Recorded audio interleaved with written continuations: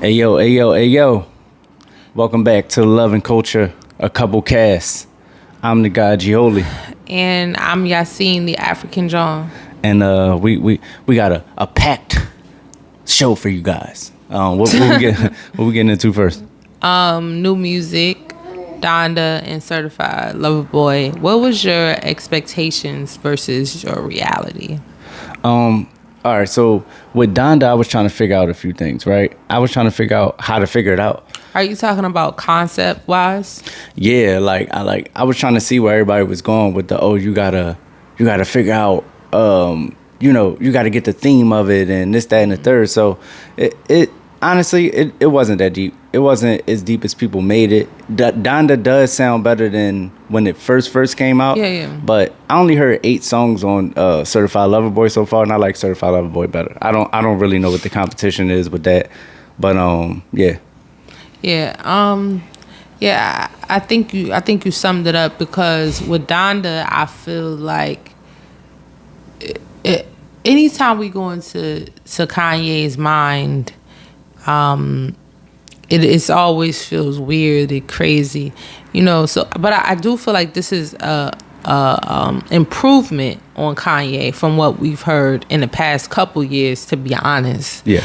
Donda had moments that I really fuck with, and then there was other moments where it did leave you confused. I mean, people talked about the repetitiveness of certain songs, like, hook wise, and just choices that he made. I still have mixed feelings about it, and I want to keep re-listening. I think it's just a mixed thing. I think it's really just like a mixed bag of, I think he was trying to make a gospel album, then he was trying to have some hard shit on there, then he was trying to go like new wave, then he was trying to do this, and it just came out like that. But so, I think that's Kanye. I think Kanye is always like, yo, I want to do this, do that, and I want it to be everything. But sometimes it just comes off way better. Like, he just does it way better. I feel like this can't fuck with Life of Pablo in no way, shape, or form. Like, I don't know why people are saying, oh, well, at least it's better than Life of Pablo. It's not better than Life of Pablo. Right. And, I guess the bigger question, too, was what did most of it have to do with Donda? Right. I think, or like the album cover was all black. What does that have to do with Donda? I'm gonna tell you what the theory is. The theory is he had to get over his mom dying. So there's a redemption theory. So this is his redemption, and then he's got the baby. He got Marilyn Manson, all people who need redemption. You get what I'm saying? He got Lil Durk on there talking about he don't want to kill his ops no more. Not kill him, but not talk about the dead ops. And so that's supposedly the theme. But that's a very, very loose theme. I thought is it about God, Donda, or redemption? You get what I'm saying? Right. And so where does Kanye go from here musically? Like, I don't want him to go anywhere musically. Musically, I want him to stay in the house. Yeah, he can do that musically. Musically, he can put on some slippers and forget about it. For me, right. It's too much. It's just too much. I don't like my music to be such a thing. I just want to. You get what I'm saying? I want to hear it, and it's dope, or not. I think Kanye has put us in a position where we can't have expectations anymore. I think our expectation versus reality is just all warped now, where it's just like what reality and what expectation. Exactly. Because you just never know what you're going to get with Kanye. I don't know what mode Kanye is in. I don't know what place he's moving from. Right. I don't get it. Right. But is Kanye still a genius? Probably so. I'm sure he is. But sometimes geniuses go mad. I mean, this is probably some genius shit to whoever. Look, maybe it's like some dog whistle shit. Maybe because people are saying it's a masterpiece. Either people saying it's a masterpiece or saying it's fucking trash. So maybe it's like some dog whistle shit where if you know, you know. If you can hear it, you hear it. I don't hear it. I don't know how you can hear that and just say it was all trash. I said that to my man Reek. Right. When he asked me online, like, yo, what you think about that? Well, he was saying something about the Donda album. And I was like, yo, is 1/3 greatness, 2/3 trash? But you know what, though? The shit that's great on there is great. But here's the thing. It might be more so an issue of curating or what stay and what go. 100%. Because 1/3 of an album, saying that 1/3 of an album is good when it has great when it has that many tracks on it. Yeah. could have made an album probably just 1/3 of the music, and it would have been a great album. Let me tell you something. If Donda was 10 songs, it would be a masterpiece. Right. But it's not. It's 27. Right. And that's 2 hours of music. But see, this is also a thing of when you get to a certain level and you really get to make those type of choices, you don't have anyone curating you now. Yeah. And you could say, yo, I want to go mad and I want to just do 25 tracks or 22 tracks on an album, and I want them all to be there. Everything that, that I said we wanted. And sometimes artists really do need to be filtered, through somebody else, and it be like, this is more so what I think we should do it. You know what I mean? No. And I don't know how much of Kanye's work actually gets curated. Well, you got to realize that's why I say 𝗖𝘂𝗃𝗃𝗃 should work with everybody, because he's the best curator. You got to realize what piece to the puzzle you are. Are you the piece that is coming up with the brilliance, or are you the piece that's going to narrow it down and make it palatable? I think that's even a better question is what would have Kanye's album sounded like if 𝗖𝘂𝗃𝗃𝗃 curated it? It would have probably been the best album ever. In what ways? In every way. Because some of the sounds is brilliant. It's just the other sounds is trash. See, if I'm going to take it as art, I got to take it in as one whole piece. Yeah. I can't separate this from this. So even though it got Jesus Lord on there, it's got trash shit on there too, like 24, like a shit that I don't fuck with. You know what I'm saying? Even the shit with the Lauryn Hill sample is kind of annoying after a while. So you gotta, when I'm taking it in full, I gotta say it's trash because there's so much filter on it. But 𝗖𝘂𝗃𝗃 just put out an album, had 11 to 13 joints on there. He would never do 27 joints. 27 for him is a double album. You get what I'm saying? Yeah. So it just would have been, it would have been different. Would have been a lot of fluff taken out.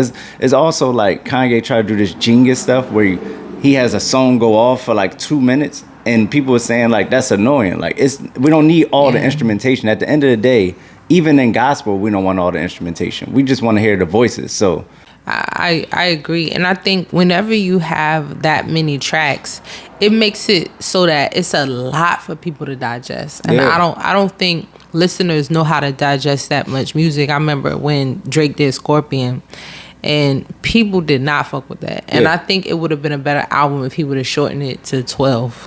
Exactly. It should have been. Look, sometimes it's not about an all you can eat. I know it's a business where the more songs you put on, the more streams you actually get. Correct. But sometimes when you go to them super expensive restaurants and they bring you 1 ounce of food, right, people pay the most for that. Or just when they have 10 items on the menu, you know what I'm saying? Yeah. But the thing is though, like, again, I think he would be better off with curation. Somebody overseeing the madness and you gotta the genius let somebody of oversee him. you though. Yeah, definitely. Who can tell Kanye something? That's the because problem. as an artist, I already know, like, you feel like every song is important. You feel like you want every song to be heard. That you as an artist, when you're creating, you're thinking about what it felt like to even make it. You're talking about the vibe. You're talking about the energy. You're talking about that whole moment and what it was like to get off maybe this particular verse or these words, and you want that to be heard. Yeah. And so this is why when an artist hears like not that one, that shit is painful. Yeah. On the CLB real fast. I think CLB, from what I hear what people saying about CLB. They saying Certified Lover Boy is like the same album. Like, it's nothing new from Drake, right? But I think they just kind of comparing that to Kanye, because they used to do that to Jay-Z too. Oh, Jay-Z made the same album again. Right, but listen, if the last one was good, what's the problem with having this one? Like, it's like if you got your iPhone and the shit get updated and it got new features, but it's like the same shit, basically, you don't get mad. Or you niggas eat the same shit every day, literally. So if somebody is already hot, you love all they shit, and then they don't step outside of that box, what's the problem with that? Yeah, I mean, people made similar complaints about the baby, but I'm still trying to figure out Drake's mind as well. Like, is this a troll album? Is this just who Drake is as a creative artist. Drake's been trolling for a long time. He's just somebody that is going to be for the laughs. Because when you look at the album cover, which we thought was a joke, we was like, that's not the album cover. Yeah. When you look at the music video, when you hear the song, because when you was just reading the track list, and I was like, are you reading? Yeah. Porno, right. Like porno titles. And you was like, nah, this is the Drake track, and I was like, oh shit, like so. And then what I love about Certified Lover Boy is that he took the character that maybe he gave himself, but more so the world gave him. Which is like, yo, you be sleeping with people, girlfriends, and they wives, and you know what I'm saying? Yeah. You got a porn star. He gave it to himself, but it didn't come out of nowhere. You impregnated a porn star. She wasn't really a porn star, but she's like a solo star. I don't know what she was. Maybe it was softcore, whatever. But people took all of that stuff. I mean, we just seen him in a stadium that he rented out with somebody's mom again. Some future NBA player's mom. Yeah. Like, this is who we see him to be. I mean, and then it was the whole thing. Who wife or girlfriend did he take? Was it DJ Drama? It was a few.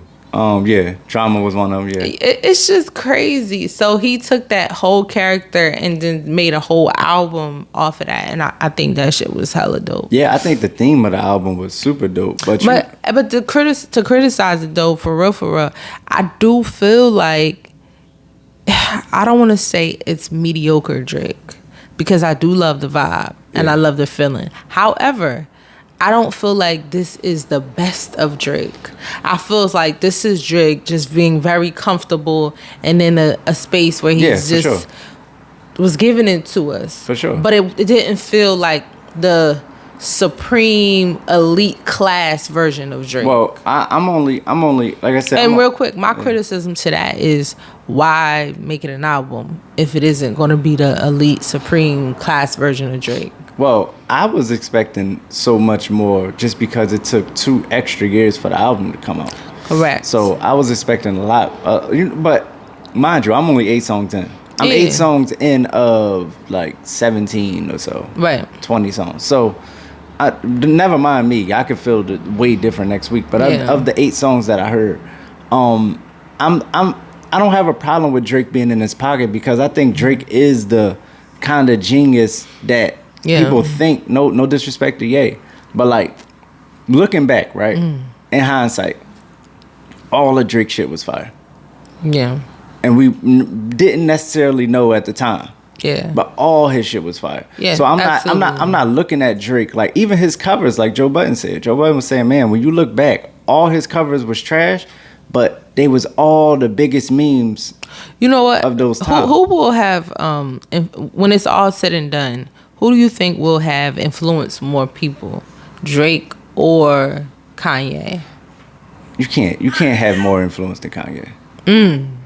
Nobody can have more influence than Kanye. You think so? I disagree, because it's no 808s and Heartbreak. It's not every single song that I hear today feels like it's influenced by Drake, and not just in rap, but in R&B as well. Yeah. I've heard R&B singers, I've heard rappers change their entire flows, the way they sample music, the way they songwrite, where they create melodies, and it's like not just rappers. I'm talking about R&B artists doing the same thing as well. Like, people have said, "Yo, how can I sound like Drake in this song?" That's a fact, and it's not stopping. Yeah, no. Drake is. We like what, a decade in, and it's people are still copying this nigga. Drake is top 10. And I don't think it will stop. I predict influential. Another 10 years of artists still sounding like Drake. Why would he not? He's definitely one of those kind of artists. But Kanye will have influence more. But listen to Kanye. Listen to Kanye family tree, right? So Kanye made the Blueprint sound. Yeah. So we starting from 2000. Well, he did Beanie Siegel first single, and then he did the Blueprint. Right, so he made the Blueprint sound. The Blueprint sound turned into the Dipset sound. So when we watching Dipset versus whatchamacallit, we're not even realizing, damn, Kanye kind of set the tone sonically for what we know as Dipset. Okay. And then all the soul sample stuff, period, he brought to the game. So you got all the producers that started making that style of production. And then he went into the 808s era. And then he ushered in like sad rap, like depressed auto-tune, like him and Cudi. I do get that. His production has been super influential. Like you don't get Ride Wave. You don't get possibly Polo G without Kanye West. Okay. You get what I'm saying? Well, so we'll see. We'll see in 10 years from now. And 20 years Kanye. from now, it's we'll Lil Wayne and Kanye. We'll revisit this conversation. Look, hold on, real fast. Just the trifecta, real fast. T-Pain, Lil Wayne, Kanye. Nobody more influential ever. But go ahead. Ever in music? Not music. Okay. Just rap. Okay. Mm-hmm.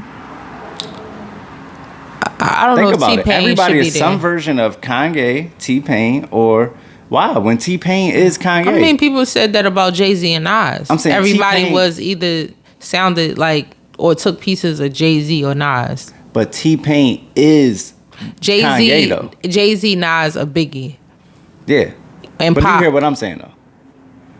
T-Pain is Kanye. No T-Pain, no Kanye. So the latter half. So T-Pain, Kanye, and Drake. No, Lil Wayne. Lil Wayne, I'm sorry. Yeah. Those three people will be... They're more influential than Jay-Z, Nas, Biggie, and Tupac and hip-hop. Definitely. Wow. I don't know if I agree with that. Look at it today. Tupac inspired the 50 Cents of the world, but look at who's hot right now. No, not just Dirk. Well, you said. All right, so listen, Dirk and Baby, right? Mm-hmm. All they doing is T-Paining. Let's be honest. All they doing is T-Paining. You said Dirk and Lil Baby or Dub Baby? Dirk and Lil Baby. Yeah, but these niggas wouldn't be able to be. Half of these niggas wouldn't be able to be the rebel that they are without that Tupac influence. I get that. It's just never ending, the Tupac energy. I'm not taking away from Pac. I got Pac in the top 5. Okay. Yeah, I got. Hold on, real fast. I got Pac, Rakim, Pac, Rakim, Wayne, Payne. Yeah. Okay. What's next on the docket? What's poppin'? What's next on the docket? So predictions for the verses: Ja Rule versus Fat Joe. Ja Rule versus Fat Joe. Who you got?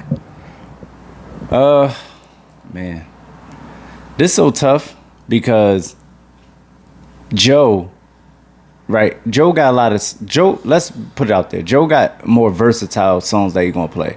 Like Ja's songs is already laid out. Ja can't play nothing other than hits. It's nothing else he can do. He got too many hits that we want to hear. And Ja Rule, like his street side wasn't as popular as like Fat Joe's street. So Fat Joe got songs like, hustling is the key to success that I don't know if he'll play because he's going against Ja Rule, who's going to play all hits. I think Fat Joe's going to go all hits. And if it go hit for hit and Joe don't go if Joe don't play 𝗟cie𝘃𝗃𝗍𝗏 remix or none of that type of shit, Ja's going to win. Can I ask you a question though? Yeah. If we comparing catalogs, yeah. Why are there people that really feel? See, this is what I think. I think Fat Joe, because of the length and time that he's been here, he's been successful. It's definitely he's kept going. Why? No offense to Ja Rule, but it stopped. Ja Rule had his entrance. I don't know about that so much. And Ja Rule had his exit.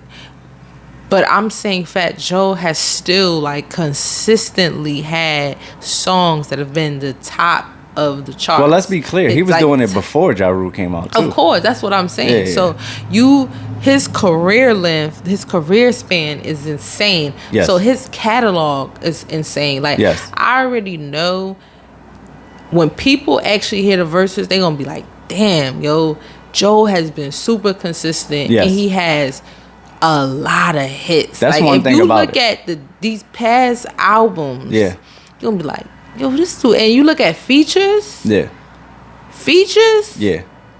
albums, and the original stuff that he first came out with, the Big Pun stuff, like when you look at it all together, I don't understand how people feel like Ja Rule has this and Ja Rule's gonna win. Now, what I have realized with versus audiences, is something about the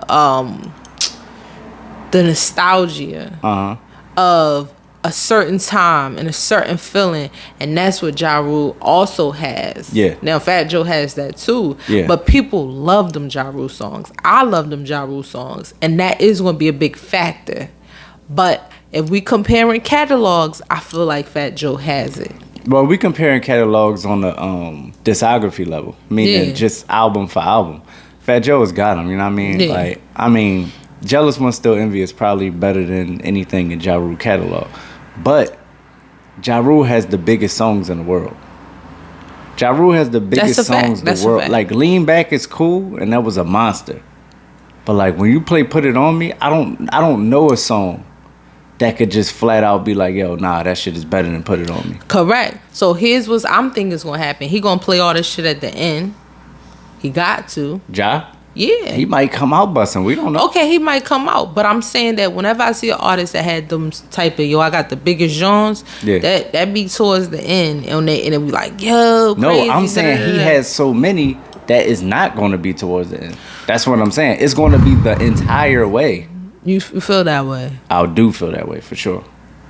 Okay, we're gonna have to see, because I feel like Fat Joe has this in the bag. Mind you, I do feel like Ja Rule has some of the biggest songs, and I think he has the nostalgia, but I feel like Fat Joe has more hits and a bigger catalog. Who do you think is going to be a better performer? Because I say Fat Joe. I've seen Ja Rule live. Yeah, me too. Ja Rule had a top 5 performance that I've ever seen live for me. Okay. I'm gonna go Ja Rule on the performance. If he's anything like his old self, mind you, I saw Ja Rule fucking 99. Oh, I've seen recently, but this is what I have to say too. You know, coming off of the Jadakiss verses, you know these niggas feel hype as shit. One, because you coming off with may have been the best verses in history of verses. So now you're coming after them. You want your verses to be lit too. Yeah. And so you're saying they might be coming with that type of battle energy. Yeah, and New York. You in New York City again. Yeah. And you want to do that. You want to come out and you want to show the people, yo, we them niggas too. Want that type of respect. Exactly. You want it to cost more now for y'all. Yeah. The price to go up as well. As he said. But Ja got that shit though. Let's not act like, listen, Ja could come with that, I'm a murderer, and anything that moves, CNI, nigga. It's like if Fat Joe go in his bag of, all right, let me go to the street records. Like I said, if he play I Shot Your remix or something, Ja got joints that he could pull out. You know what I mean? Ja ain't all holla. So it's interesting because I think their careers is kind of the same. I don't think he would totally obliterate Ja Rule on the street level either. Because Fat Joe wasn't 50 Cent in the street. You get what I'm saying? I get that. I agree. So we will see. Yo, so do you remember the movie The Brothers? Yeah. And you remember... You talking about with Tyrese and the 3 white niggas? No. Oh, that's 4 brothers. Yeah. Oh shit, I don't remember the brothers. Was These some new niggas. No, what are you talking about? The brothers. Stop playing. I don't know the brothers was Shamar Moore, and it was I never remember shit he in. What's his name? 𝗟cie𝘂𝗃𝗲𝗄𝗟. It's starting to sound familiar now. And whatchamacallit, the one that you said being everything. All them niggas being everything. The one that also was in The Best Man, that was the football player. All them niggas being the best man. You don't know who I'm talking about? Morris Chestnut. Morris Chestnut. So it was them. They was brothers, not literally brothers, but they was like best friends. Yeah. And dude was in a fraternity. No, they was just friends. Okay. And one was getting married to his girl. Oh, and whatchamacallit was in there?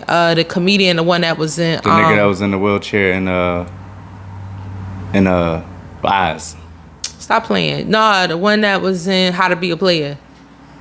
The main character from there. Bill Bellamy. Bill Bellamy. So yeah. Bill Bellamy, Shamar Moore, Morris Chestnut, and 𝗟cie𝘂𝗃𝗲 was this all shit sounded like it went straight to DVD. No, it didn't. It's like a classic black film. Oh, and shit. It was in the movies. I missed it. And so whatchamacallit was getting married, and he didn't really want to. I think it was Morris Chestnut, yeah. He ends up deciding not to get when he want to get married, and his girl ended up shooting up the house. It's like Waiting to Exhale with niggas? Nah, it was Bill Bellamy's house. Okay. And it was getting shot up, and she had the wedding dress, and she was shooting at him because he didn't want to get married. Yeah, I might watch this today. Okay, and then what's gonna call it? Hold on, we're gonna pause and we're gonna watch the preview so you know what I'm talking about. The whole topic is on this. That's the movie. So you did see it or you didn't? I saw it. I just don't remember it. I remember it.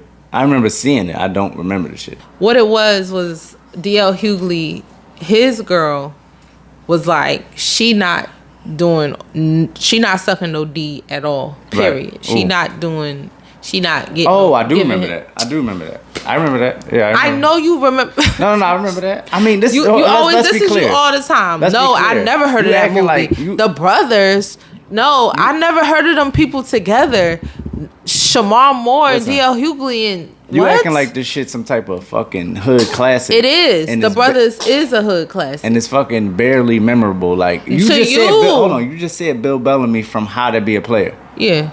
Everybody knows every scene on How to Be a Player. Like the brothers wasn't that popular. But it's still a classic. All right, cool. Now, what we talking about? So his girl was like that. She felt like that shit was nasty. Yeah. She wasn't going to be giving him head. He was like, damn, like, you know, this is affecting my marriage because you really don't want to do this, and this is like a need for me. Like, I got a girl that don't want to give me head, period, and she's never going to do it, never has. Yeah. And she, you know, she would try a couple times, but it just got such a big point. They actually got separated. Yeah. And at the end of the movie, she decided, fuck it, I'm just going to do it. And he was happy that he finally, because it's all he wanted. Yeah. So I'm saying, is that a requirement in a relationship? Do two people have to be willing to do that? Yes. This is fucking 1986. Yes. What I'm saying is, but everybody has their own sexual preferences. So that's really problematic. If a female or a man, because this is, by the way, I know plenty of guys, I've heard them say, yo, I don't, like, for example, this is not even like no fake shit. Like Africans and Jamaicans. Right. They be like, nah, I do know that. I know that. I don't go down on girls. I know that for sure. So what I'm saying is, them niggas be getting plenty of females. Yeah. But it's a requirement for a man. Yeah, man. Like, listen. And why? It's certain people can't even, like, all right, when you take that off the table. Yeah. Let me side with her real fast. Fuck all that. Cause it's fucking, I don't want to get too graphic. How graphic we getting on this? I don't know, as long as let's say somebody wanted to do anal. Correct. Right? Yes. Somebody might think that's so regular that you got to do it. And it's the same thing with head. So I would say, no, I take everything I said away. The only thing that's required is, in sex, is penetration. So everything else is like kind of extra. Now, if you don't like that, then how the fuck did you get to marriage with this person? How'd you get to the point of marriage if that's something you like and she never did it? Correct. And you just went along with it. But why do some people feel like it is a requirement just because it's something to them that's so regular? I'm gonna keep it real. It's kind of like getting a receipt. Okay. Right? Like, everybody don't give you a receipt, but if you ask for a receipt, ain't no problem. You know what I'm saying? Okay. It's such a regular part of sex. It's like, but you don't have to get a receipt. That's the difference. Like, no, you don't have to get, and you don't have to get head. But it feel like to these people, a lot of men, that you do. Yeah, but that's what I'm saying. It's like, if I ask, that's why I compared it to a receipt, because it's not a problem until you don't get a receipt. Like, if I don't get my receipt, and that's cool until I ask for my receipt and you say no, then we got a problem. Right, you get what I'm saying? So it's just such a regular part of sex that it's like, it's weird when you say no. It's like somebody that don't kiss. It's like, yeah, you don't gotta kiss to have sex, but it's weird when you somebody that just don't do that shit. Yeah, I mean, today, like, yeah, hell yeah, it's weird. Are there guys that just don't like that? Don't like head? Yeah. Yeah, I ran across a few niggas that said they don't like. I don't know what that's about at all. And I ran across guys that said they can't finish from head. Also, like, yo, I gotta have some ass, and it's like, I don't know where you was at during Noriega's career, but when Noriega came out, he changed my life. Yeah. No homo. He introduced. I don't know where he you're going with introduced me this. to head. Wow, it sounds like. Listen, anybody who was my age in 1998, 1997, when Nori was reigning from 97 to 99, Nori introduced us to head. And when he introduced us, we all wanted it. Right. And when we wanted it, it was normally obliged. Now, I'm going to tell you the truth. I've heard females, like from my female friends and other women, whatever, I've heard them say that they feel like it's a chore. Like it's something they don't really want to do, but they feel like that's what guys want. So even in later age, they like in their 40s and stuff, they still doing it. But that's something they really, if they had an opportunity to like never do again, they wouldn't do this shit. Talking about women? Yes. I'm talking about no women that's like that. What women don't want to give head? This shit is weird. Like I don't be listen. I know these women exist because I hear stories about them. I just personally never run into these. And girls. This is the thing when me and you have conversations. You always telling me you don't know none of these people, and I'm telling you that I've heard countless girls. But this is the thing. You talking about you don't know these girls. These same girls that I'm telling you about would never tell no nigga that.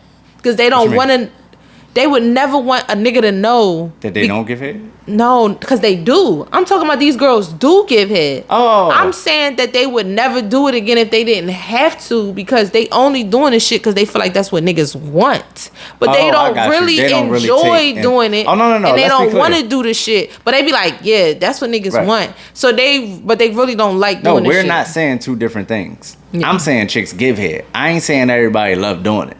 Now, you get what I'm saying? Like, because it's niggas who don't like going down on girls, and they just do it, right? But that shit like doing the dishes. Would you just not gonna do it? You get what I'm saying? Like nobody like doing the dishes. Who be like, yo, I'm about to do these dishes? That is the difference, because there is some people that love doing that. Who the fuck like doing? But it's some people I didn't say dishes. Oh. I said some people that love giving head to somebody. And it's people that it's weird ass people that love doing dishes, but it's people who love giving head, like love it, like that's all they want to do. Like I've ran across girls that's no, for real. They won't let me have sex with them. It's like that's all. Where does the line? Where do we draw the line? But I did have sex with them before. Let's be clear. I've had sex with them before. Okay, where do we draw? I don't even know what you're talking about. I know what you said. No, because that could imply some tranny action. Okay, listen. So where do you draw the line of stuff you willing to do with your partner and that you not? Like when it comes to like, yo, I'm just doing some chores, some shit to just check it off the list. Like where do you draw the line? You do whatever they want you to do. Because if you about pleasing yourself, yo, get the fuck out of here. You don't do whatever they want you to do. Yes, because if a girl said I want to put a dildo, if a girl said I want to put a dildo in your butt, you be like, yo, hell no. Why would that be normal? You just said anything your partner wants you to do. There's some people that is freaking. What woman want to put? Yo, when I was in high school, I used to listen to Fat Man Scoop and his wife. They had like the first podcast I ever heard in my life. Why would you be listening to Fat Man Scoop in high school? And his wife. They had a sex podcast. And I remember she used to be talking to Fat Man Scoop like, you should try it. And she used to have a dildo in the show. And she'd be like, I really want you to try it. Like, I ain't trying that shit. I'm gonna keep it real. I would have shoved that dildo right in her ass on live TV. Don't be waving no. You think right now you could pull seriously. You think right now you could pull a dildo out and wave it in my face and say you should try it right in front of everybody? I didn't say she put it in his face. I said she was waving it right. She did not say that. I did not say she put it in his face. Fat Man Scoop, no disrespect. You gotta check your wife. I don't know. They're not together no more. But listen, I know why. My whole point is you don't do everything your partner. No man is gonna do anything that a girl just say. Like, cause what if your partner's like, yo, I want to have 3-4 people. What if your girl's like, I want to, have 2 other niggas. You just gonna say, well, you do whatever your partner wants you to do. You getting wild with these examples. Like, why would you want to get gangbanged? I had a friend that told me, she was like, it's disgusting giving head. Like, she was like, this is why she uses a condom for real. Because she was like, the fluids exchange in your mouth. We don't want to get too graphic. But This same person better not eat fucking fish because it got mercury in it, my nigga. You better not be. This same person better not be eating no fish. But are you gonna get a disease from the mercury? Eating? Yes. No, I'm talking about you can. You right, but I'm talking about are you gonna get a sexually transmitted disease from because thank you. You'll get a food transmitted. Okay. So it is required, but not required. Yes. But it's like a receipt. I don't know what we was talking Listen, life is about giving head. Do it. Like, what's your problem? Just do it. Yo, can there be a time limit? Is there on both giving head to a female and giving head to get like whatever a time limit to your nigga? Can Not there be a timeline? You mean a limit when they do it? Yeah, like should it go on for 45 minutes? Let me tell you something. Or an hour? Let me tell you something. I got no problem with 45 minutes either way. Hold on. But you know what? Somebody told me something. I go for 45. You go for 45. Hold That's on. an hour and a half. Somebody told me something really interesting. If it go on that long, that person might be trash. They might be bad at giving head if it has to go on for 45 it might be minutes. Good. You know, because they said Superhead got people under 2 minutes every time. Wouldn't get me. Wouldn't get me. Why you acting like this is a contest of who's strong? I don't just do it like that. You wouldn't get me. Are you gonna tell men about this shit where you purposely decide not to come? What is that shit called? Retain. Yeah. Penis retention. No. Semen retention. You know what I mean? Semen retention. Yeah. That's a whole different science. You know talk what I mean? about that's that for my other episode. shit. Like I go deeper on my other shit. You know what I mean? No pun intended.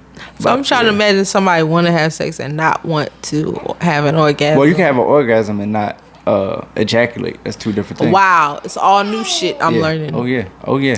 Listen, Get into it, baby. moving on. Yeah. Are there drawbacks? Is that the word? Is that a word? Yeah, drawback. Yeah. This feels like it's the drawback. I'm sorry. I'm still like. It's all good. Laughing. Why you pat my back like I'm burping? I do got hiccups. Listen, are there drawbacks of showing your partner on social media and posting them? Hell yeah, it's a whole bunch of drawbacks. Cause who even checking for you on social media? All your old joints. You get what I'm saying? All them hating ass niggas from your block. You know what I'm saying? Everybody putting their fucking juju on the shit. Unless you got the type of community where it's all positive and you got a private page and you really scanning that shit. It's just like, you know what I mean? Me and you had a thing, you know what I mean? An incident where it's like, you posted not me and you, but you posted something else and somebody I didn't want to see, saw something I didn't want them to. So everybody's always constantly stalking everybody's page. You get what I'm saying? So yeah, like when you put it out there now, you being stalked instantly. If I post you, even if you don't see it, you got 30 people watching you. And they checking for your shit and your post. You get what I'm saying? Correct. So and these people might not have the best intentions for you. They rooting for you to fail. Correct. You get what I'm saying? So and they gonna recognize and they gonna talk about it, and that energy is gonna be throughout your relationship. Like correct. Every time you post, look, we got people we know. Every time they get into something, they fucking erase all the pictures of each other. Me and you be sitting there fucking laughing and watching the shit. Correct. Even if we don't got the best intentions, we just sitting there laughing at somebody's relationship. Well, hold on. We don't be laughing at people. We just be like, oh my gosh, look at this. They broke up that night. They back together that night. It's just funny. They talking about the side chick it's fucking today. Hilarious. Yeah. Yeah, because when we seen the Summer Walker talk about London on the Track, I was like, this is crazy. Yeah. Like, this is so much is getting exposed and people's all type of situation, a family situation, all that drama. Exactly. But you know what? I do feel like there are some positive things about posting your relationship. And I feel like sometimes it creates boundaries and it lets the community and the public know that somebody is off limits. That's when you create some type of solidarity within the public relationship. Because see, you can have it all within your personal relationship, but you got to keep reinforcing that solidarity within your public relationship so that people know they can't come over here and play. They because my thing is, if you going to disrespect me, I need for it to be blatant disrespect. I don't like disrespect where anybody could ever be like, well, I didn't know, sis. Yeah. No, I need for you to be just so ratchet and out there that you at some point have to just literally just be there and be nasty. And that's why you should post. That's what I like. All them hoes that come after you post your girl, we know they hoes. And when we get back together, we can be laughing about them hoes and how they hoes. Because they knew they was hoes because they knew about you. Right. But then otherwise it'll be like, I didn't really know. Hold up. But you know, like for another positive example is what was the couple that they get fit together and he got a gym and I don't know. I forgot their name. They fit niggas. Yeah. 2 fit niggas. Yeah. Both of them, great example of 2 people that have businesses together, that work together, that have a strong brand. Yeah. Their brand is surrounded and marketed around their relationship. And that's beautiful. But this how you get slick though, and this what some people do that I see. Yeah. Just post the person. First of all, stop posting people and making them smiley faces. What you mean? Stop posting people and making them smiley faces. Yeah, I get you. Stop it. Just stop. Just turn the back or something. Like just stop. Yeah. That's 1. 2. What people do that's smart. They post their post they made all day, but they don't tag them. So it's like if you don't know this person, you can't go. Yo, you know who does that? Or that I ain't gonna expose myself. That I had to go look it up and find who they person. I could expose myself and say, because it make you nosy. You be like, who is this? But I think it is dope. You know. But then see, people do criticize your relationship when you don't post your partner. Yeah, for sure. They be like, because I had a girlfriend say that about me before, where she was like, he don't be posting you, and that's why I don't like when dudes do that. And mind you, she didn't know that it was because I didn't want you to post me. I was like, nah, you be posting the craziest pictures of me. Don't be posting me no more. Right. But but there's a criticism from the outside that means like, oh, their relationship is not solid. Yeah, exactly. So, I mean, if you want to post if your relationship can stand it, because just know when you put yourself out there, it is what it is. Yeah. Like people want to have a public image in a private life, right? And they don't go like that. You know what I mean? It's kind of one or the other, and that go into our next topic. So we can keep giving relationship advice, business, right? Because you were just you see that transition, business in relationships, how to run a business in relationships, what that looks like in real life. I think when you're dealing with the business in relationship, meaning you are a part of my business, I am a part of your business and relationship, the best thing to do is just play to your strengths. Part of being feminine is having the ability to look at your man and say, baby, what do you need? Yeah. And whenever you have a man that is an entrepreneur and he has a type of business where he could always have another hand or somebody that plays a special role, a part of it. It's amazing as a feminine woman to be able to go with your man and be able to spend more time. Yeah. Because dudes like you don't have no time. Yeah. So me being able to work with you in several different businesses allows me to be able to be with you, not as someone that's annoying you, someone that's distracting you, someone that's taking you away from your vision, but be able to create with you and build with you in a way where I'm feminine. Yeah. And my energy and everything that makes me a woman is a part of you, and we then get to not just grind and hustle together, but we get to build an empire together and execute, and that's amazing. Yeah, and I'm glad that I get to be that for you, and I'm and be a part of the journey with you, because that's really one of the best shit in the world. Yeah, because it's all at the end of the day, it's all about the journey. So if your business, I would this gonna be like kind of out the box, but I would say find a way to incorporate your mate into what you're doing. Yeah. Because at the end of the day, they the ones that's gonna have your back. Like you gotta have your fucking business manager and your accountant and all that, but ain't nobody gonna watch them like your partner.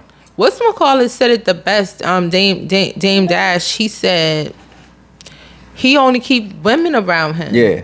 because he was like, these are women, you can trust women. Yeah. You know what I'm saying? When he look at the deals that he's done, the contracts that he's done, he prefers to have women on the scene because they loyal. Definitely. You know what I mean? And it goes the other way around. Like when you have a man that supports your dreams, yeah. when you show up with the camera, when you show up with the, you know, with mixing and mastering my music, when you show up in with my films, whatever, and you show it's just like amazing. I'm like, damn, like I really have support. Yeah. That's amazing. Yeah. And I just be trying to stay out your way, because you know sometimes we clash creatively. So I've learned to say, yo, this, if it's yours, like your project, you the front runner. If it's my project, I'm the front runner. You know what I mean? And learn how to play the background. And that probably was hard for you. It definitely was hard for me, because as a super creative, you always think you know best. You know what I mean? If you think you're a genius, you like, this person don't even know, and you're trying to give like way too much input. Nah, let them. So we had to learn how to do that too. But overall, because we do have to get to track practice, I would say incorporate your partner and your business somehow and play to their strengths. Know what they do well. Let them do that for you. If they do like clerical shit well, let them do that. You get what I'm saying? Like she's not the fucking best at doing the clerical shit, but I don't be feeling like doing that shit. She'd be like, babe, I'm gonna help you out. And that's the way she contribute. So just keep what y'all do in mind. Don't put people in position to do stuff that they don't have no clue what you, and y'all flourish together. Y'all can do it together. And find you, if you a single guy, find you a woman who, when you come to her with your vision, that she supports it, that she's in, you know, she will promote it, that she will love it, that she will have ideas, that she will just 100% be on board with it, so that when you look at what you did for the week, it won't be that hanging out with your girl was just you watching Netflix and chilling and getting some punani. Y'all could be getting money together. Yeah, that'll be like, yo, babe, this is what we did this week to build. Yep. And we building together, man. We do the site, we do the website together. We do this together. We do countless shit together. We got movies coming together. You know what I'm saying? We even got music coming together. Actually, the theme song is gonna be me and her together, and that's gonna be on, you know, iTunes and all that stuff. It's amazing. You know what I'm saying? Like, that's what I would want for anybody. Like, real shit. Like, it's amazing. Hold on, let me introduce you real fast. If y'all didn't know, real fast, I just gotta say this: very, very super duper creative, great rapper, great film writer, great director, and all this stuff we working on together, and it's coming to fruition. So I'm happy to do it with you. I love you. Yeah, I love you too. Yeah. So what's the last? Who is your comfort artist? All right. Like comfort artists, like, you know, whether it be crying, whether it be, you know, the happiest like whatever that puts you in that place that you can go to. People know who know me. They know I had a sort of traumatic childhood, especially the first half of my actual childhood, right? So I would, not even the first half, no, like my first 13 years was probably crazy, right? So I used to listen to the same person I lost my virginity, not to, but while listening Kelly? to. I'm joking. That's hilarious. DMX, man, like, not only did I lose my virginity while listening to DMX, right? 2 DMX CDs, right? Kind of dating myself, right? Because now, you know, I lost my virginity the same year DMX came out. But also, I identified with the depression that he had, right? Because early on, you know, I had a lot going on. So I used to listen to DMX, and everything felt better.